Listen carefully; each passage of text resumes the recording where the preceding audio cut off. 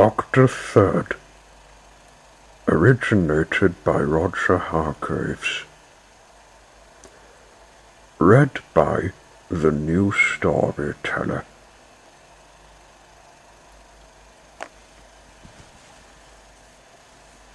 Based on John Pertwee, who plays the Third Doctor.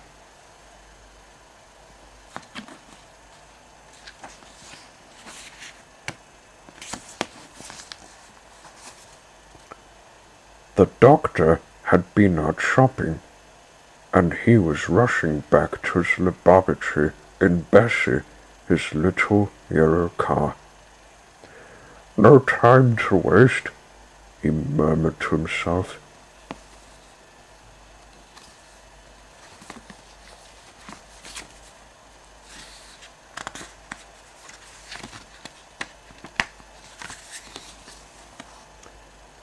The Doctor was in a terrific hurry. Now Bessie was no ordinary car. The Doctor had added a few special modifications, one of which was a hyperdrive button that would make Bessie travel at supersonic speeds.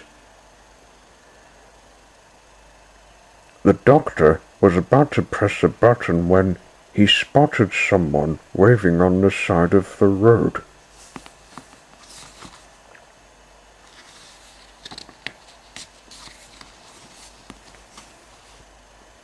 It was Mike Yates. His Land Rover had broken down. "Hello," said Mike. "Any chance of a lift?" Yes, said the Doctor agitatedly. "But make it quick. I need to get back to the lab as soon as possible." "Blimey, that sounds important," said Mike, jumping in. The Doctor nodded. "It is," he said, roaring off down the road.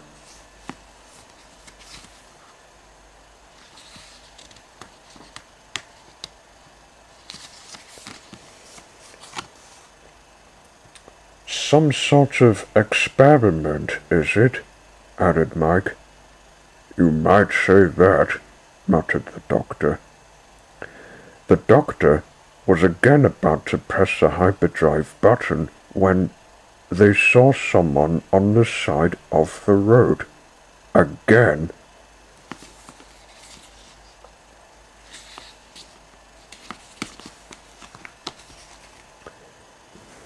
It was Liz Shaw, who was just coming out of the library. Her arms were full of very heavy-looking science books. "That's Liz," said Mike. "Looks like she needs a lift." "How's both?" grumbled the Doctor, pulling over to let Liz in. "Make it quick," said Mike. "The Doctor's in a terrible hurry. Some sort of urgent experiment."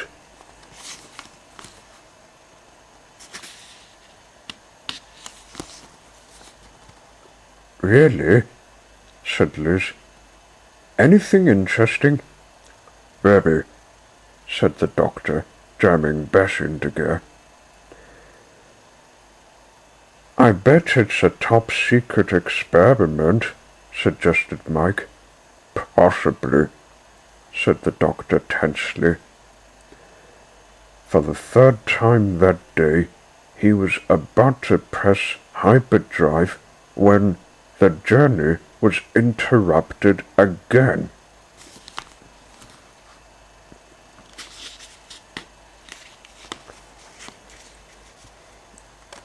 It was Jo Grant. They stopped to give her a lift. It was a very overloaded Bessie that set off again. A very overloaded and slow Bessie. "Good grief!" cried the Doctor in exasperation.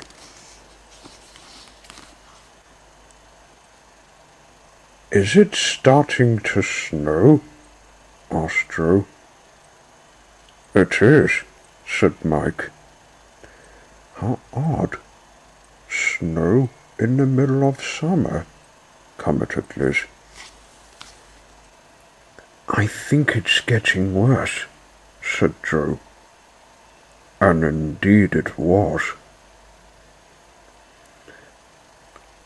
They were suddenly driving through a blizzard, and then, without any warning, Bessie skidded sideways and slid into a ditch. Blast!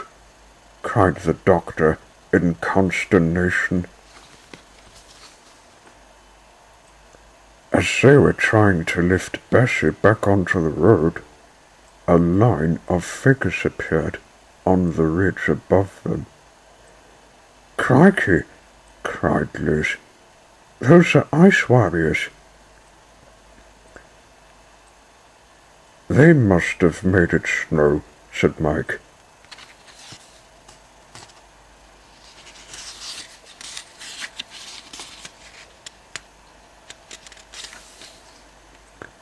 The ice warriors then raised their sonic disruptors and fired at the snowy slope, setting off a huge avalanche. Quick! Cried the doctor. Everyone, back in the car!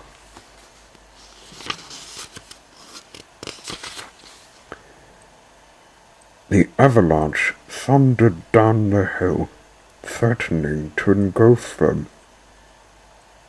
But at the last moment, the doctor hit hyperdrive. Bessie lurched forward, and the avalanche lifted them up out of the ditch. The hyperdrive allowed them to surf on top of the advancing avalanche. As the avalanche slowed, Bessie shot clear of the snow and back onto the safety of the road. Hold on, Doctor, cried Mike. But the doctor was still in a dreadful hurry.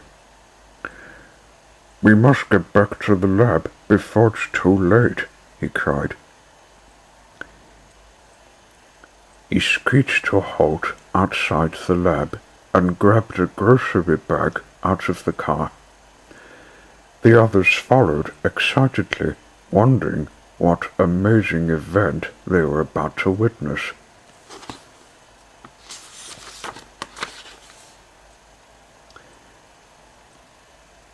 In the laboratory, they crowded round as the doctor pulled a tub out of the bag. That's ice cream, exclaimed Liz. What was all the rush about? Asked Mike. The doctor pulled the lid off the tub. Bother! He cried, crestfallen.